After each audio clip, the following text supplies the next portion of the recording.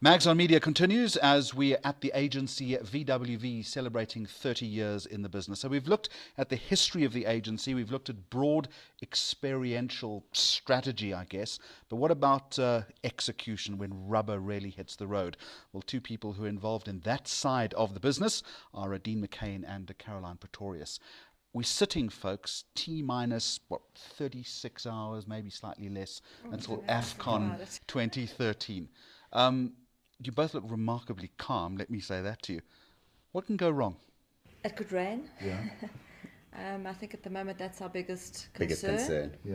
And that's what we're at the moment strategizing around and looking at all the various options and what we need to put in place. Our ponchos, our rain umbrellas, covering the gear and being able to still go on with the show no matter what. But Dean, that old adage, the show must go on.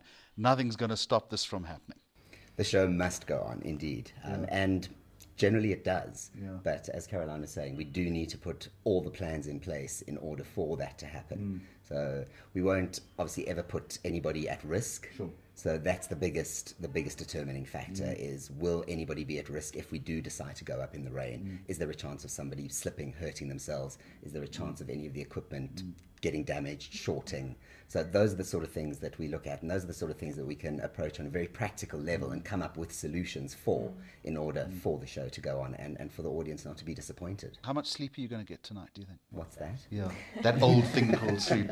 Caroline, creatively, how do you put something like this together, given that an agency like this has set a fairly high bar when it comes to these kind of things? I mean, you were involved in the 2010 Soccer World Cup opening and closing ceremonies. It's a very different kind of event to conceptualize because it's in such a big environment. The stadium is a very, very large stage. The first part of it is to work with the theme that we were given, which is Celebrate Africa, the beat at Africa's feet, which gives us a lot of cues in terms of what kinds of elements we want to include in the show. On the other side of it is looking at the scale of execution and the kinds of tricks and effects that you need to create in such a big environment.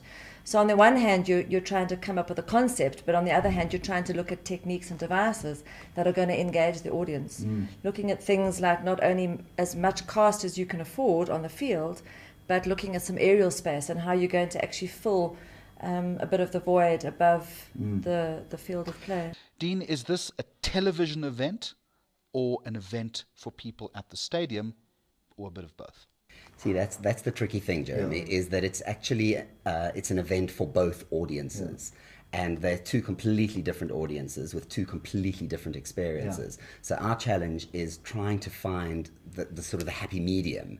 How do we create something that is going to look good on screen for everybody watching around the world, but that is also going to be satisfying to the audience sitting right But there. come on, let's be honest. I mean, the television audience is far more important.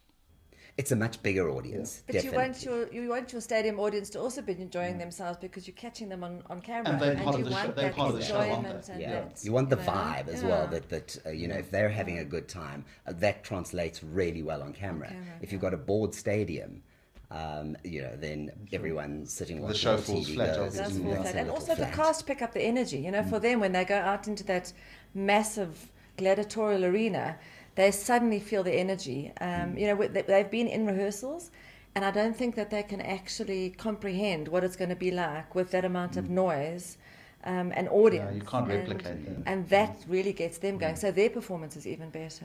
Dean, the worst question you can ask a creative person, and I'm going to ask you anyway, that when it comes to these kind of set-piece events, surely there is a formula that you follow. There are certain, tried and tested techniques. Touch points, Yes, that you need to tap into. But also, you can't just be completely formulaic about it because, working with the team who has also worked on on a number of other ceremonies previously, you don't just want to, copy what has already been done, because everybody immediately goes, oh, you did that in, Beijing, or you did that in the Olympics or something, and they kind of, comparing apples and oranges as well. If you look at budget, if you look at time to produce a ceremony. So you do try and be original and create something that is unique for every particular ceremony. I mean, this is a uniquely African ceremony with its own particular flavor. So Caroline, when then does a process like this actually start, when you put pen to paper? Ideally, a year or two in advance. But for something like AFCON, as we know, the country only received the tournament quite late, or agreed to take on the tournament quite late. So we have been working on and off from a creative point of view for about 5 months. But when we get into the final stages of actually going into rehearsals and being in our rehearsal venue with our props, we're into about a 3 or 4 week period. So we're quite close to the time of actually staging it. How difficult, Dean, is it to work with a cast? I don't know how big the cast is, you'll tell me, but I presume, particularly with something like the World Cup where we saw, massive props and animals and children and dancers and singers. I mean, it's an extravaganza of note. Yeah, it's an extremely logistical exercise, and the amount of logistics that goes on behind the scenes that people watching the show would never have a clue about. It's really quite incredible. I mean, the cast that we're working with currently on this ceremony is just over 500. To transport over 500 people into a rehearsal venue every single day, to feed them every single day. To be able to teach a group of that size, the infrastructure that needs to be put in place in the rehearsal venue space alone is almost like staging an event on its own. So, Caroline, when you're actually into the rehearsal phase of something like this, do you rehearse components of it? In other words, the quadrants, or is it a seamless rehearsal looking at everything? It's broken down into various scenes and into various disciplines, so it is rehearsed in its various parts. Each of the rehearsal days have 2 sessions in them, and the cast will have been called in different groups for various parts of the rehearsal sessions. And then as it goes, we start to piece it together.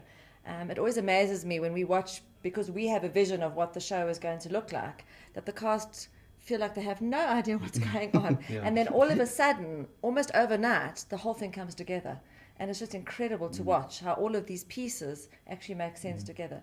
And one of the techniques that we work with is charting, where the field is divided into a grid, and each person has a bib number that matches to a point on the grid. It's a bit like playing battleships, C2 to B4 kind of thing. And that is how you get this incredible movement. While the cast are doing their choreography, they're able to move into exact positions because they're looking at a grid on the floor that they've learned to move to in the rehearsals. Nothing in a show of this size is perfect. So if something, and inevitably something small does go wrong, someone misses a cue, someone's in the wrong quadrant, perhaps something along those lines, what's the secret there? You've just got to move on seamlessly. And I guess you'd probably notice it more than the stadium audience or the television audience. That's right, yeah. We do. I mean, a lot, we have a complete panic about, which, because we know what it should be. The rest of the world doesn't have a clue, what is supposed to happen. And very often, I mean, because we are trained in the disciplines that we are very aware of things like that, whereas the general audience is not always. So sometimes you can get away with it. But it's also, I mean, sometimes you look at things like that. Our stage manager actually made a very good point, and he said, sometimes when a little mistake slips in, you just realize how human the whole thing is. When you've got the one kid who grabs a ball and desperately with all their might runs to a spot and happens to be the wrong spot. Yeah. Or the wrong colour ball. Yeah, or the wrong ball. Yeah, exactly. And you think, that's actually quite human. Anyway, you're both looking remarkably composed with so little time to go. I wish you good luck, and thank you very much for joining us. Dean McKain and Caroline Pretorius here at Mags on Media, coming to you from the VWV agency, celebrating 30 years in the business. And that's the inside track this week on experiential marketing. Goodbye to you, and thank you for watching.